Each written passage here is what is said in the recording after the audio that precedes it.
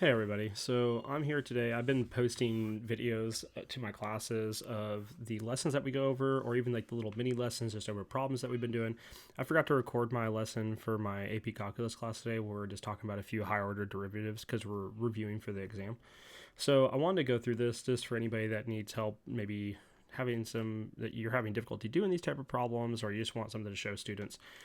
Here it is. So we're talking about some higher order derivatives today. I'm pulling these out of an AP exam review book. So they are given the problems, and then in this case, they need to find the second derivative. So in problem one, they give a several terms, say f of x is equal to 4x cubed minus 5x squared plus 2x minus 1 over x. Then find the second derivative. We're going to change 1 over x to x to the negative 1 power to make it easier to take the derivative for. So that way we get here, we'll get 4x cubed becomes 12x squared minus 10x plus 2. The negative becomes a positive, x to the negative 2. Then we take the second derivative, we just continue to use power rule, so we do 24x minus 10. Our 2 goes to 0, and we end up with negative 2x to the negative third. My suggestion to my students was to go ahead and flip that. That way it's a positive exponent, so it goes to the denominator and becomes 2 over x cubed as our final answer. They were given another problem that was similar to this, and then problem 3 was probably the hardest in the set of 4. The fourth problem had to do with trig functions. So our third problem is if f of x equals the square root of x times x squared plus 2x plus the square root of x, then find the second derivative.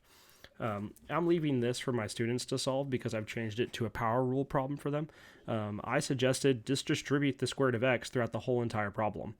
That way, you're not doing product rule and you get a bunch of issues there. So you make that x to the 1/2. This is fine, change that x to the 1/2. And what we want to remember is when we're multiplying like bases, the exponents add. So when I do x to the 1/2 times x squared, I get x to the 5/2. X to the 1/2 times 2x, I get 2x to the 3/2. And when I do x to the 1/2 times x to the 1/2, I get x.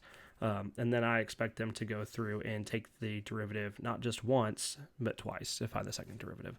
So if you're watching this, that is a problem for you to try.